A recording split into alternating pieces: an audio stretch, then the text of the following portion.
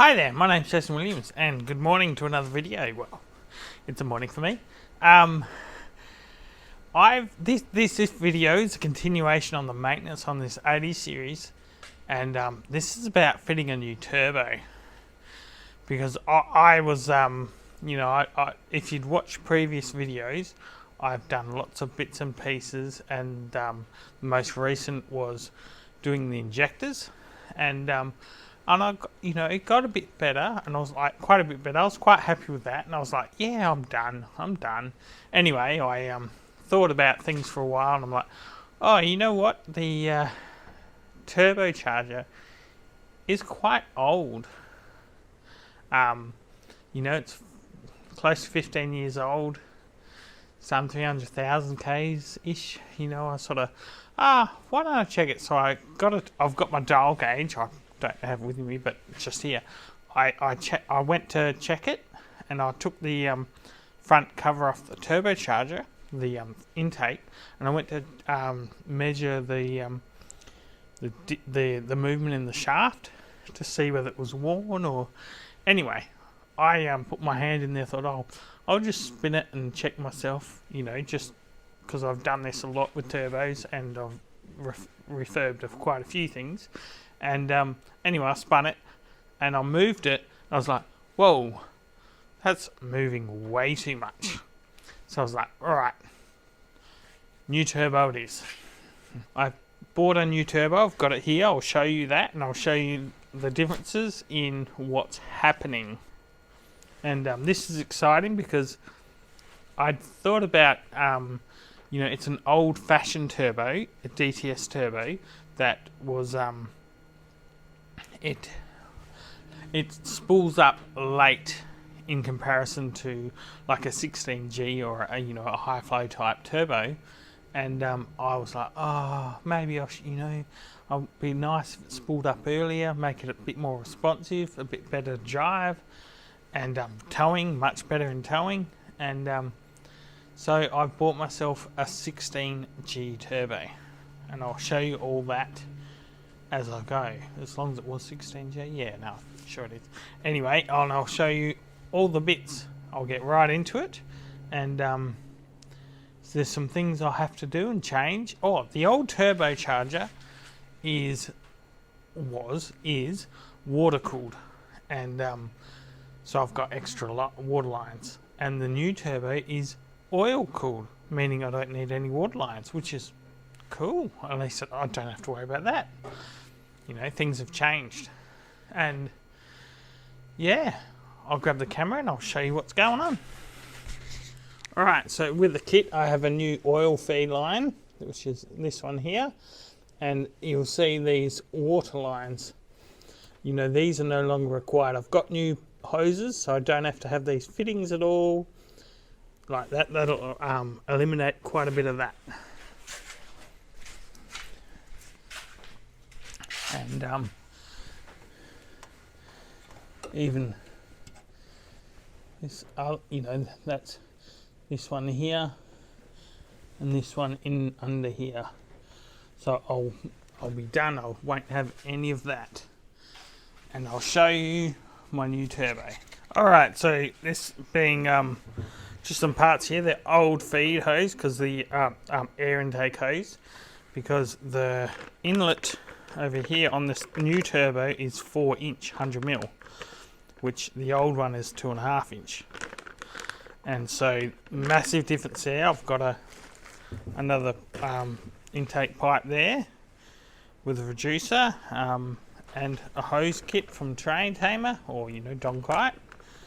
And this is the kit. It comes with new bolts to mount the turbo, a new shim washer for the flange, and oil line and return and everything. So yeah, let's make this happen. Alright, well, I haven't recorded much like of the disassembly, but however, this heater hose used to have a fitting here running the water to the water cooling for the turbo, but this turbo, the new one, is oil cooled, so that's no longer required. So I'm happy to have that back. to how it should be and replace the other one as well. The oil line, however, is going to remain the same. It's just that'll work for me. And on this side, you will see here the turbocharger is off, and the whole manifold actually. So I took the manifold off, I replaced all these studs with genuine studs, new ones, tightened them all in. I had to sand off the face of the head, clean it right up. I replaced this hose as well. This had the other feed for the turbo, the cooling, and that's no longer required. And yeah, and that's about it. The drain bung for the turbo, like the oil return, is down there. And I'll show you the new turbo on the manifold. So if we look here, we have the old turbo and the new one. And the new one it's bigger. It's considerably bigger. Oh, that was a surprise. I hope it all fits in there. No, it's supposed to. So I've put the oil return line on it already, so I can tweak it in there. And I've just got to work out whether I can lift it in there or whether I need to use the engine crane. So that's my next step, is to put the turbo on, or the manifold, exhaust manifold to go on with the turbo attached. And I'm finally getting this thing back together. It's taken me a couple of days. But yeah, it's happening. So unfortunately I wasn't recording that just then. I just picked it up and thought, oh, I'll test fit it, see how it goes. And it's just sort of, I got the right angle and it all slipped in there. So I guess now I'll put on all the studs, torque it up, like, you know, tension all the manifold studs up, and fit the hoses, fit the dump pipe on for the exhaust, and yeah, it's all coming together. Yeah, I'm excited. All right, and I'm a bit of a sucker for genuine parts, so you'll see that these are all new genuine studs and nuts, so I don't need washers on them. And I'll go ahead and slowly put all these on. This is all very exciting.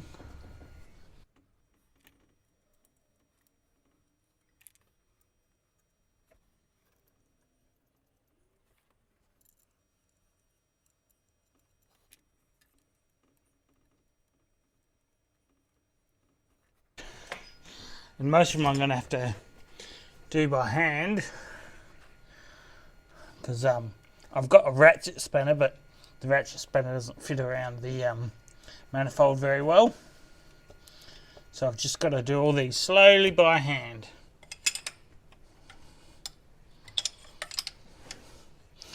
And if you're ever wondering about the tension, like, you set these to a torque, these nuts, but since that's really annoying, I generally don't. You know, I'll just take them up. Once I've got them all evenly, I'll show you on this one. Once I've got them evenly, I'll tighten it till it's about, you know, about tight like that, and then give it a few taps, and then that's it. So I'll take my time, tighten all these up, and then show you the next step. Alright, with all them tensioned up, I'll take these 3 nuts off. Probably should have had a container here for this. Oh well, never mind. The shims for the dump pipe are already on there. I've already prepped that with them out the way.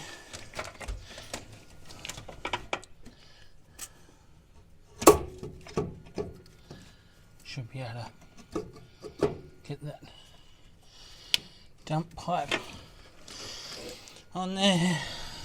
There we go. All right. Now to firm up this dump pipe.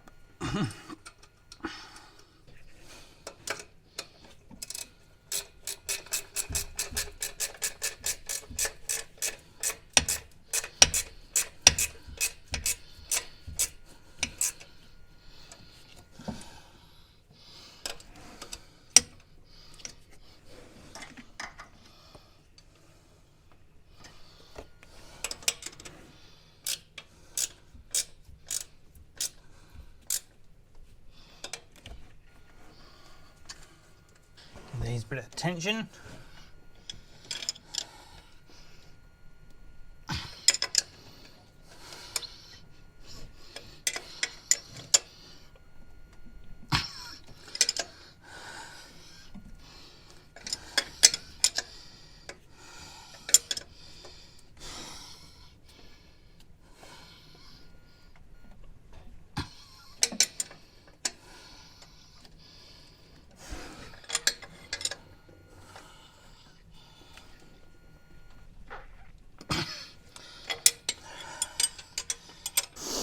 So with that tensioned, all the studs and the rear of the dump pipe tensioned up, I'll now join the drain hose. I'll have to probably take it off, cut a little bit off the length, just make sure it fits nice before I clamp it. I won't record that because that's in a horrible spot and I'll just smash the camera. Alright, so I've been plaiting away at this, putting it together. It's all together, everything's connected. The pipe isn't supposed to go like that. That's how it went beforehand, and I thought I could run it directly over here, but I've got to get a different airbox, so that might be something that comes later. But it's all on there, it's all connected. What I did do is, because this oil line has copped a little bit of abrasion in the past, so I've put this piece of old heater hose over it, and that's just for now. I'll probably tidy that up later. And the oil, because it had been drained out and it's been left for quite a while, what I did do is put oil in the top of the turbo through the oil feed with an oiling can, engine oil, and that will, give it a bit of a lube at first startup. But yes, I'm ready to start. Let's make it happen. Alright, initial startup.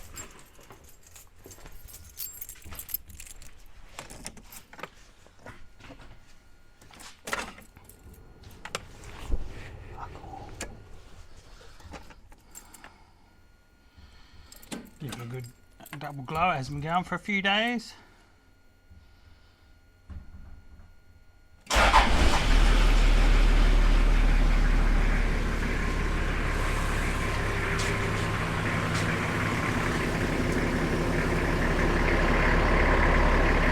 Well, it's running, so I'll give it a bit of a run for a bit, switch it off, and then I've got to check the radiator level because I've lost a little bit out of those hoses, but not much. So I'll just let that run probably a minute or so and switch it off and recheck the radiator level. I probably need to give this a tune now. Get it retuned, it's been a long time.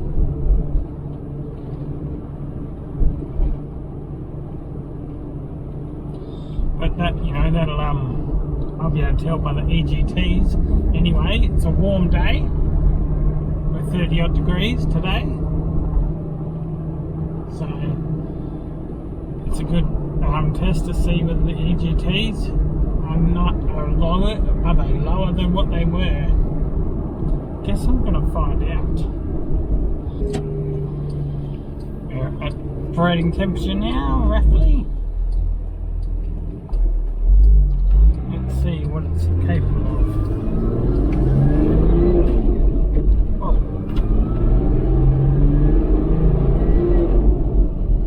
That's massively better.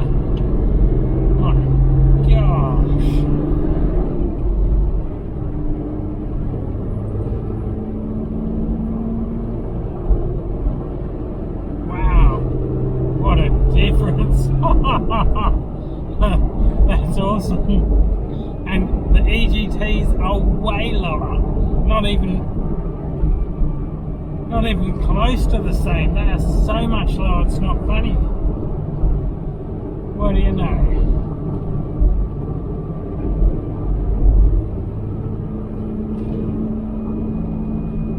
Wow, that is quite the surprise. Wow. Well, that's that problem solved.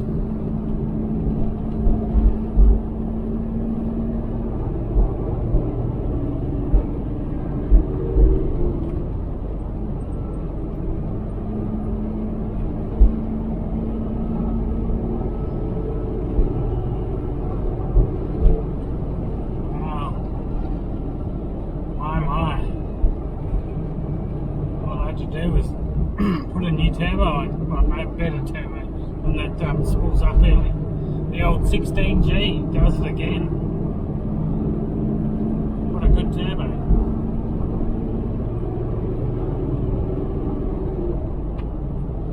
I'm very happy with this. Well, guess I might as well pull over. That'll about do for that. Wow.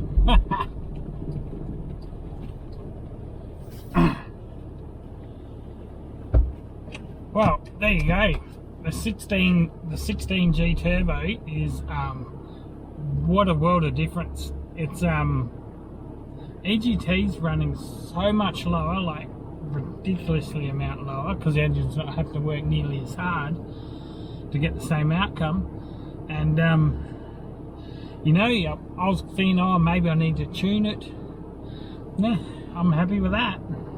You know, low EGTs and plenty of low-end grunt and happy days. Wow. Well, that's going to make a massive difference. I was thinking, is that the end of the maintenance on the 80 series? This, like, series of maintenance? Yes.